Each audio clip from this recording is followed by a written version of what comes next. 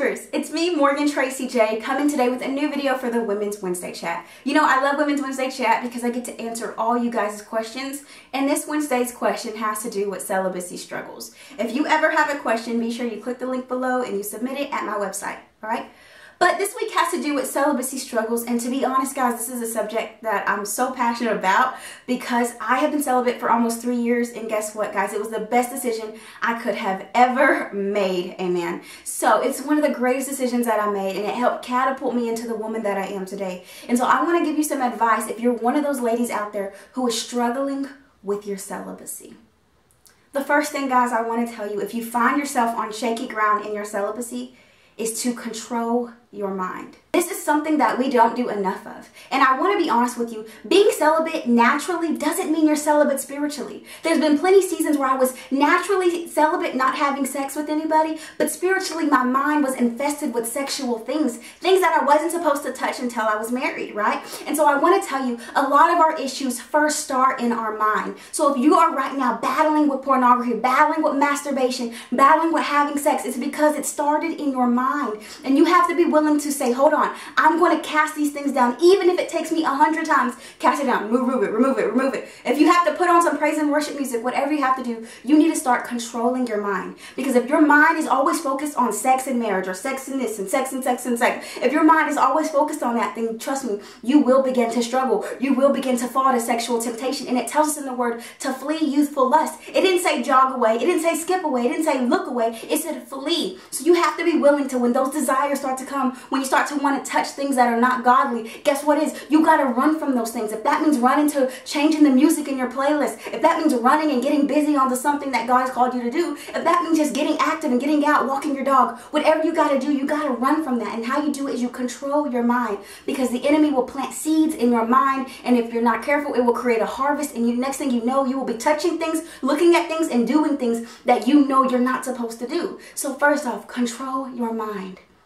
The second thing is to set boundaries. This is something that I really want to push really hard on the ladies who are celibate, because you have to have boundaries. But no, don't wait until you get into the relationship to get boundaries. In your alone time with God, He will begin to give you boundaries now. One thing I learned is that God was always giving me boundaries before I even went out and got into a relationship or got pursued by a man. There was already boundaries set in place, so when that man came, he could not hurt me. And there were walls, and there was a protecting my heart, so eventually the man could overcome those, but there were still going to be boundaries. And that's what I want to tell you today. There are boundaries that God has called daughters to set up, and I want to tell you, before you're that guy's girlfriend, before you're anything, you are God's daughter. So that is number one. What are the boundaries that God has placed on you? One of my boundaries was to not be on the phone all night long, right? And so guess what though, ladies, this is what we do. God gives us boundaries, and guess what we do? We start to bend them and compromise for the guy that's pursuing us. And if you want to watch your peace go away, if you want to watch your joy go away,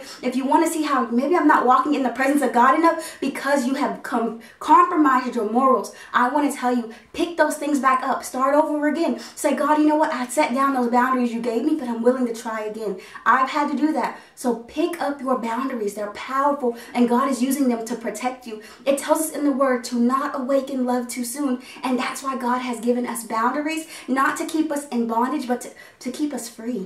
See, sometimes we can look at the boundaries as bondage, but it's actually to keep us free. God has given you boundaries, and if He hasn't yet, ask for it.